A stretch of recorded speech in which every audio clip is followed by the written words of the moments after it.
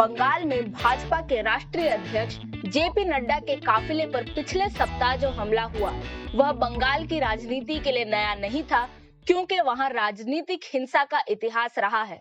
लेकिन ममता बनर्जी का इतिहास क्या कहता है जब विरोधियों और विपक्षियों को दबाने की बात आती है, इस पर बात करेंगे हम आज के वीडियो में। सीधे चलते हैं 1977, जब लोकनायक जयप्रकाश नारायण कोलकाता आए थे।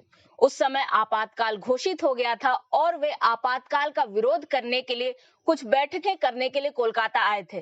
तब एक 22 वर्षीय युवती ममता बनर्जी यूथ कांग्रेस की सदस्य थी और उन्होंने उन्हें कोलकाता में घुसने से रोका। एयरपोर्ट से जब उनकी गाड़ी निकल रही थी तब वे उनकी गाड़ी के आगे लेट गई और इतने तक ही वे नहीं रुकी बल्कि उनकी गाड़ी के बोनट पर चढ़कर चीखने चिल्लाने लगी। यूथ कांग्रेस की सदस्य होने के नाते वे आपातकाल की समर्थक थीं। लेकिन ये चीजें नई नहीं थी, वे पहले भी ऐसा कर चुकी हैं।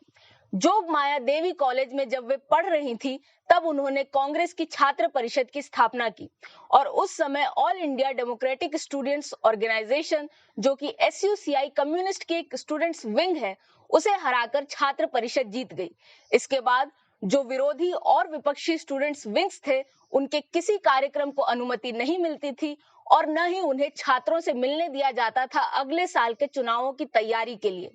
ममता बनर्जी का इसी प्रकार का इतिहास रहा और 1984 में वे संसद में घुसी। एक सांसद बनकर सोमनाथ चटर्जी को उन्होंने हराया था।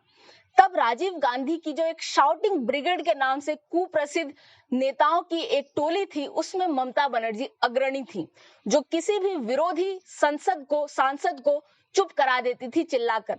संसद में उनका यह व्यवहार बना रहा और कभी भी कोई भी विपक्ष आरोप लगाता था सरकार पर तो ममता बनर्जी खड़ी होकर चीखने चिल्लाने लगती थी। 1989 का लोकसभा चुनाव वे नहीं जीत सकी, लेकिन जब 1991 में वे पुनः संसद पहुंची तब उन्हें PV नरसिम्हा राव के मंत्री परिषद में सम्मिलित किया गया। वे राज्य मंत्री थी खेल, महिला एवं स्वास्थ्य, मानव संसाधन, इन सभी पोर्टफोलियोज के साथ। लेकिन इन सारे पोर्टफोलियो के मिलने से उनके व्यवहार में कोई परिवर्तन नहीं आया और संसद में वे इसी प्रकार के चीखने चिल्लाने को जारी रखती थी। जब भी कोई मंत्रालय से संबंधित प्रश्न आता था जो उनकी बुरे प्रदर्शन पर प्रश्न खड़ा करता था, तब वे अपने विरोधियों को इसी प्रकार का जवाब देती थी। इतना ही नहीं, सिर्फ विरोधी नहीं, उन्होंने अपनी पार्टी पर भी निशाना साधा था। एक रैली में जहां पर उन्होंने कहा था कि कांग्रेस उन्होंने जो उपाय बताए हैं खेल के प्रसार प्रचार के लिए उसे लागू नहीं कर रही है और इस प्रकार 1997 में उन्हें उनके पोर्टफोलियो से हटा दिया गया था और तब वे कांग्रेस छोड़कर उन्होंने तृणमूल बना ली। जब उन्होंने तृणमूल बनाई तब बंगाल में विपक्ष में कांग्रेस थी और सत्ताधारी थी लेफ्ट। ऐसे में कांग्रेस की जो विपक्षी पोजीशन थी उसे भी ममता बनर्जी ने बरकरार नहीं रहने दिया। उन्होंने कांग्रेस को भी रोका। कांग्रेस यदि लेफ्ट के विरोध में भी कोई प्रदर्शन करती थी तो उनके कार्यकर्ता उसे भी रोकते थे। और ऐसे ही जब 2011 में तृणमूल और कांग्रेस साथ चुनाव लड़कर सत्ता में आए तब भी तृणमूल ने यही किया। न उन्होंने विपक्ष में रहते हुए कांग्रेस को साथ रहने दिया, फलने फूलने दिया, और न ही जब सत्ता में वे साथ आए तब ऐसा हुआ।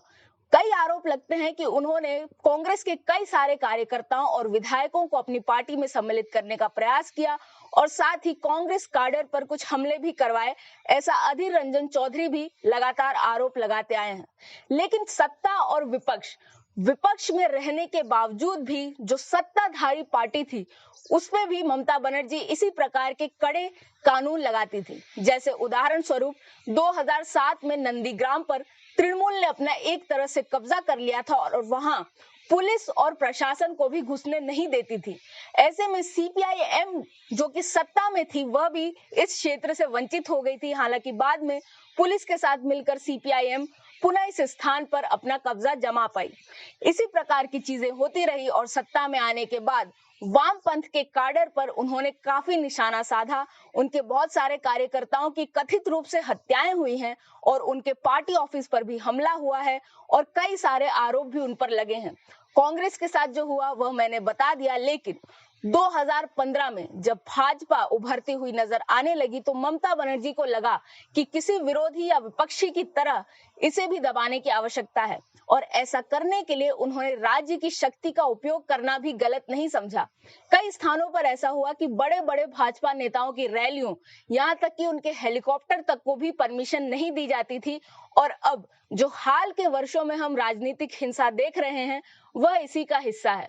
लेकिन एक बात ध्यान देने वाली यह है कि अकेले ममता बनर्जी ही राजनीतिक हिंसा का सहारा नहीं ले रही हैं, बल्कि स्वयं उन पर भी कई बार हमले हो चुके हैं।